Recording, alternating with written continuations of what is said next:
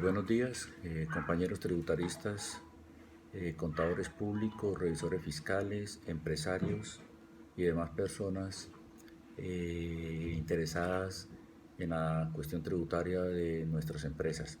Eh, en razón a diferentes opiniones, conceptos, comentarios que se están dando frente al apoyo que pronunció el señor presidente la semana anterior eh, sobre la nómina, sobre el pago de la nómina de las empresas o ayuda a las empresas para pagar la nómina.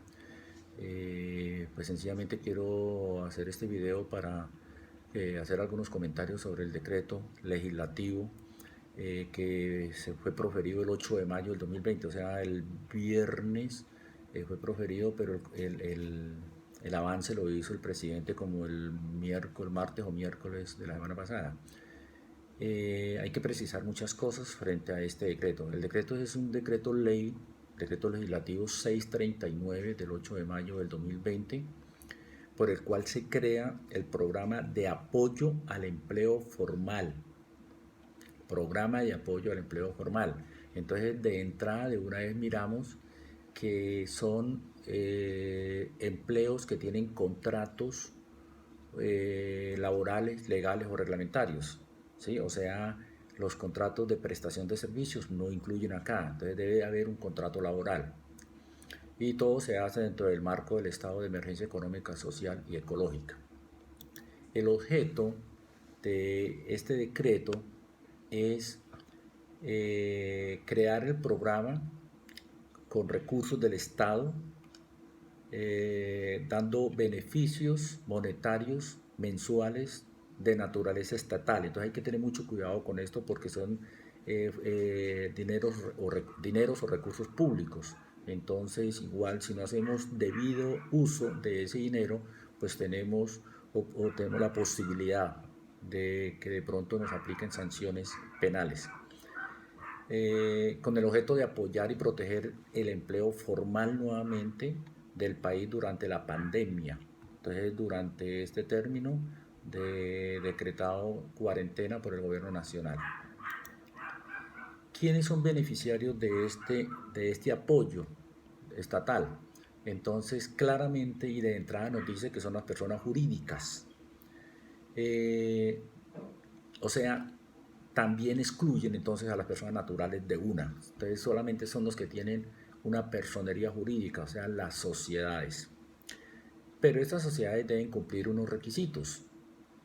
Nos dice que esas personas jurídicas deben estar constituidas antes del 1 de enero del 2020. Tienen que tener el registro mercantil de la Cámara de Comercio renovado a menos hasta el año 2019. Las entidades sin ánimo de lucro no están en la obligación de presentar el registro mercantil renovado del año 2019 porque hay muchas entidades sin ánimo de lucro que no tienen la obligación de inscribirse en la Cámara de Comercio, tener registro mercantil. Entonces ellos es suficiente que presenten el RUT, pero en el RUT debe estar bien clara que la responsabilidad es como si ellas estuvieran en el régimen tributario especial. Entonces aquí hay otro cuento. Entonces son las entidades sin ánimo de lucro que son del régimen tributario especial, lo que quiere decir que las demás entidades sin ánimo de lucro, o sea, por decir algo, las iglesias, las asociaciones gremiales y todos ellos no se incluyen dentro de este beneficio, dentro de este programa. Entonces, conclusión, frente a los beneficiarios son las personas jurídicas, todas las personas jurídicas y en el caso de entidades sin ánimo de lucro, solamente las que estén en el régimen tributario especial. Entonces ahí queda un montón de empresas por fuera, empresas, por decir algo, empresas constituidas por personas naturales y aquellas entidades sin ánimo de lucro que no son del régimen tributario especial, sino que son no contribuyentes.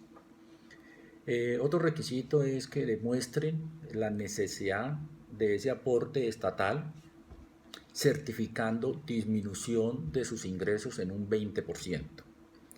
Esa disminución de los ingresos en un 20% se mira en los ingresos de abril del 2019 frente a los ingresos de abril del 2020. Entonces, si se disminuyeron el 20% o más, pueden optar a este beneficio. Si fueron constituidas después del 2019, las personas jurídicas, las sociedades, entonces hay que mirar los ingresos de enero, febrero y compararlos con los ingresos de abril para mirar a ver si tienen derecho a ese beneficio. Otro requisito que tienen que cumplir las personas jurídicas beneficiarias de este programa es que no hayan recibido el aporte del PAT en 3 ocasiones, o sea, el aporte del programa de ayuda de empleo formal en 3 ocasiones. Entonces, prácticamente aquí nos está diciendo que solamente es por 3 veces que le dan el beneficio. Y más adelante vamos a encontrar que el beneficio va a ser por mayo, junio y julio. Y también otro requisito es que no estén obligadas a restituir el aporte estatal del programa, o sea, por decir algo que le solicitó o aplicó para el mes de mayo y posteriormente para junio o julio de pronto no cumplían requisito para el mes de mayo y tengan que restituir, entonces ya esas personas ya no tienen derecho a esos meses posteriores a solicitar el beneficio. Es importante que estas personas, estas entidades, personas jurídicas beneficiarias del programa del apoyo, tengan una cuenta corriente o de ahorros en una entidad financiera para poderles hacer el depósito a esas cuentas. Es claro que no son beneficiarios de este programa las entidades que tengan una participación del Estado o unas entidades descentralizadas superior al 50% de su capital. O sea, prácticamente las entidades del Estado y las empresas industriales y comerciales del Estado y las entidades descentralizadas que tengan una participación superior al 50% de su capital no tienen derecho, no son beneficiarios de este programa. Precisa el decreto que el Ministerio de Hacienda determinará el método del cálculo de la disminución en ingresos, o sea, tiene que proferir otro acto administrativo, un decreto reglamentario de este decreto legislativo en donde establezcan cómo es el procedimiento para calcular la disminución de esos ingresos que nos habla del 20% del total de los ingresos. La UGPP y la DIAN, inicialmente la UGPP hará verificación y llevará un control de las personas jurídicas que soliciten el beneficio y de los trabajadores que tuvieron derecho a ese beneficio. Y con la DIAN, junto con la DIAN pues harán las verificaciones correspondientes, pero ya eso lo harían en el año 2021. Pero de todo modo lo que yo quiero decir acá y lo que dice el decreto es que no podemos solicitar el beneficio por solicitarlo, tenemos que cumplir los requisitos o si no posteriormente tenemos que devolver los dineros y que nos apliquen las sanciones correspondientes. ¿Cómo se establece la cuantía del aporte? Entonces tenemos que mirar el número de empleados que vayan a ser beneficiados y lo multiplicamos por hasta el 40% del salario mínimo legal mensual vigente, hasta el 40%, no necesariamente tiene que ser el 40%. Entonces simplemente tomamos el salario mínimo legal mensual vigente en este momento, le aplicamos el 40% y por el número de empleados y ese es el valor que le van a consignar a la persona jurídica beneficiaria de este apoyo. Nos dice que pues, se debe tomar el menor valor entre los empleados que hicieron cotización a la Seguridad Social a través del PILA del mes de febrero del 2020, el cual fue cancelado en marzo del 2020, y los trabajadores que en este momento planea proteger el Estado y que está incluido dentro de la nómina de la persona jurídica. Entonces, ojo que son empleados con contratos laborales. Entonces hay que mirar, por decir algo, si en febrero del 2020 tenía 10 empleados y ahorita tiene 5, pues toma los 5. Pero si es al contrario, si en febrero cotizó la empresa, el beneficiario, la persona jurídica, cotizó en febrero sobre 30 empleados, por decir algo, y ahorita pretende incluir 40, van a tomar solamente los 30, el menor entre los dos, y a eso le aplica el 40% del salario mínimo legal mensual. Eh, Solamente se debe tener en cuenta a los trabajadores que son dependientes, o sea, que tienen contrato laboral legal o reglamentario, que coticen sobre un salario mínimo legal mensual, o sea, si le pagan medio tiempo o tiene trabajadores por medio tiempo, no tiene derecho a incluirlo en este beneficio. Tampoco se incluyen aquellas empresas o personas jurídicas, sociedades que hayan determinado suspender temporalmente el contrato de trabajo o que les dio a algunos trabajadores una licencia no remunerada. Entonces esas personas no cuentan, no se tienen, no la podemos incluir dentro del beneficio. ¿Cuál es el procedimiento para postularse al programa de apoyo de empleo formal? Entonces, se tiene que hacer ante la entidad financiera. Entonces, es claro que ya es ante una entidad financiera donde tenga la cuenta corriente o la cuenta de ahorros. Presentando unos documentos. eh, los documentos son una solicitud firmada por el representante legal en donde manifieste la intención del beneficio del programa de acogerse a ese beneficio. Tiene que decir que quiere acogerse a ese beneficio. Debe presentar un certificado de existencia y representación legal de la Cámara de Comercio. Como ya dijimos, las entidades sin ánimo de lucro no tienen que presentar ese certificado si no están registradas en la Cámara de Comercio, sino que tienen que presentar el Registro Único Tributario RUT. Y tienen que presentar una certificación firmada por el representante legal y por el revisor fiscal, si tiene la obligación de tener revisor fiscal, o por contador público vinculado o no a la empresa.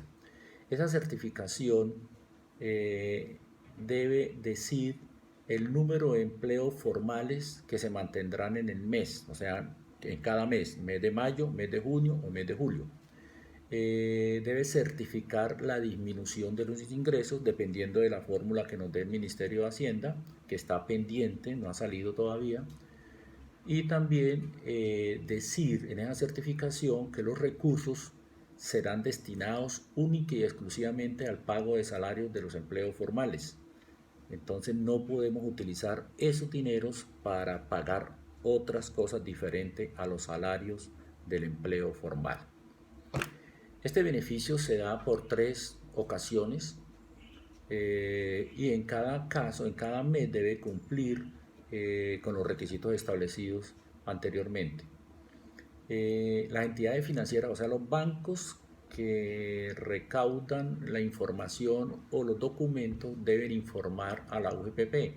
¿Para qué? Para que la UGPP lleve un registro de estos beneficiarios y el número de empleados que se protegen, para evitar de pronto que las empresas soliciten en varios bancos el beneficio o que de pronto dentro de esos empleados se incluya un empleado varias veces en diferentes empresas para solicitar el beneficio. Es claro que la simple postulación que se haga no quiere decir que ya tenga derecho a recibir el aporte estatal. La entidad financiera hace el estudio junto con la UGPP para mirar a ver si tiene derecho o no tienen derecho a eso. Entonces yo presento los documentos y no quiere decir que me va a llegar, ya tengo derecho a eso, no hay que esperar a ver si aplica para el beneficio o no aplica. En estos momentos estamos esperando también que el Ministerio de Hacienda establezca el proceso y condiciones tanto para las entidades financieras como para la UGPP y para todas las empresas, que establezca el proceso, o sea, que nos diga qué periodo, los plazos máximos para el cumplimiento de los requisitos y el pago de los aportes. Necesitamos que nos dé esa información, o sea que falta todavía ese decreto. Las entidades que incumplan, las sociedades que incumplan estas medidas y sean objeto o apliquen en un principio para el beneficio de este programa, posteriormente se les aplicarán sanciones disciplinarias, fiscales y penales si hay alguna irregularidad. También igualmente, si se les han entregado el dinero, la UGPP, será la UGPP, no la DIAN, la UGPP que hará el cobro coactivo respectivo. y le aplicará las sanciones correspondientes a devoluciones improcedentes, o sea, las devoluciones que hace la DIAN, y si son improcedentes, entonces tendrán que reintegrar el valor entregado, incrementado en los intereses y la sanción correspondiente. La UGPP tendrá que establecer un formulario estándar para todo el mundo, el cual deberá ser diligenciado por todos los beneficiarios al momento de la postulación, previamente o posteriormente entregar a la entidad financiera. Entonces tenemos que, ahorita en este momento estamos esperando dos cosas: el Ministerio de Hacienda, que establezca el proceso y las condiciones del programa, y el formulario estandarizado por parte de la UGPP. Si es una solicitud por segunda vez, o sea, hizo la solicitud por primera vez en el mes de mayo y luego ya por segunda vez en el mes de junio, además de los requisitos que ya les mencioné anteriormente, que debe presentar por primera vez, debe presentar una certificación firmada por representante legal o revisor fiscal o contador público, diciendo que los recursos recibidos en el mes de mayo fueron destinados para el pago de la nómina y fueron efectivamente recibidos por los empleados. Y si hay alguna restitución de recursos porque le enviaron más recursos de lo que verdaderamente le correspondía, debe también anexar una certificación de la entidad financiera que diga que fue restituido dichos recursos. Como les decía, el beneficio, el apoyo que va a dar el Estado es para los meses de mayo, junio y julio del 2020 por una sola vez y hasta por 3 veces, o sea, uno en mayo, uno en julio y uno en julio, no más, no puede solicitar más. Algunos beneficiarios que tienen créditos de nómina garantizadas del Fondo Nacional de Garantías podrán solicitar el aporte estatal por un máximo de 3 veces hasta agosto del 2020, pero la suma total de los créditos garantizados y lo recibido por el programa de apoyo de empleo formal no podrá superar las obligaciones laborales del beneficiario.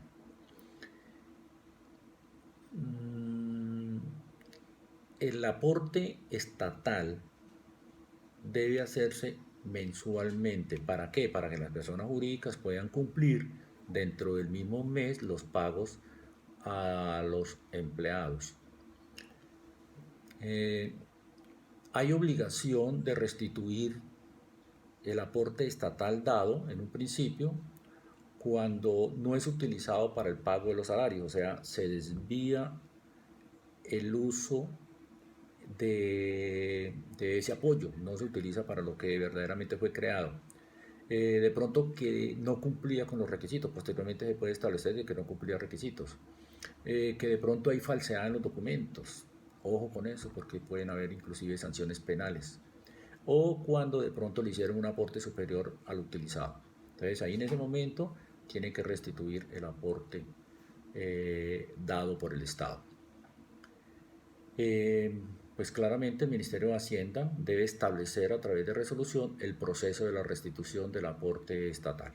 O sea, cuando se den los 4 casos, entonces hay una resolución que va a decir cómo es la restitución de ese aporte estatal. Las entidades públicas y privadas autorizadas a recibir y suministrar datos personales y la información financiera crediticia comercial de servicios y la proveniente de terceros países conforme o sea, prácticamente nos está diciendo acá de que están autorizadas las entidades públicas y privadas para recibir y suministrar datos personales, o sea, de acuerdo a la ley 1581 del 2012 y la ley 1266 del 2008, para el tratamiento de la información. Ellos están autorizados para tomar nuestra información, pero solamente para este caso, no para otra. Precisa el decreto legislativo que los traslados entre cuentas del Tesoro Nacional y las entidades financieras, o sea, entre los bancos y el Estado, los traslados de recursos entre entidades financieras y los beneficiarios del programa, o sea, las personas jurídicas, así uno diría que también los beneficiarios son las personas naturales, los traslados, son exentas del gravamen al movimiento financiero. O sea, no se cobra el 4 por mil. Ojo, traslados entre cuentas del Tesoro Nacional y las entidades financieras y traslados de recursos entre entidades financieras y los beneficiarios del programa. Pero ¿qué pasa cuando yo como persona natural vaya a retirar? Entonces ahí no está bien claro. Sin embargo, lo importante es que yo como persona natural haya indicado que esa cuenta es la que está exenta del gravamen al 4 por mil, al gravamen a aumentos financieros. También nos dice, ojo, importantísimo, nos va a cobrar una comisión. ¿Quién cobra la comisión? Las entidades financieras. Dice que la comisión o servicio que se cobre por la dispersión de los recursos está excluida del IVA. O sea, no nos cobre el IVA, no nos cobre 4 por mil, pero sí nos cobra una comisión. Entonces ahí se está beneficiando, las entidades financieras están beneficiando porque de lo que nos van a pagar, de todo modo nos cobran la comisión o un valor por el servicio prestado. Prácticamente nos está diciendo que el proceso, el trámite para este beneficio se hará en forma virtual utilizando los medios electrónicos que estas entidades financieras, la UGPP y todos los actores que participen en este programa deberán facilitar canales virtuales utilizando los medios electrónicos para ello. Entonces, como se puede ver, pues prácticamente en términos generales, en este momento todavía no podemos hacer uso de este beneficio, tenemos que esperar que se pronuncie el Ministerio de Hacienda, tenemos que esperar que el formulario de la UGPP, tenemos que cumplir unos requisitos. Es claro que las personas naturales, que son muchas a nivel nacional, que son empresas organizadas, inclusive están en la Cámara de Comercio, que tienen muchos empleados a cargo, no aplican para este beneficio. Tocará esperar que de pronto salga otro decreto en donde hable de las personas naturales, pero solamente aplica para las personas jurídicas y dentro de las personas jurídicas, en el caso de las entidades sin ánimo de lucro, las que son del régimen tributario especial. No aplica para nadie más. Entonces, amigos, espero haber dado alguna luz frente a hasta este decreto, a este apoyo estatal, en razón a que hay muchos comentarios por ahí y todas esas cosas. Entonces, este es lo que dice el decreto y que tenemos que esperar a que salga la totalidad de las normas para poder dar aplicación a, a este beneficio estatal. Ok, les agradezco, muy amables, nos vemos en otra oportunidad.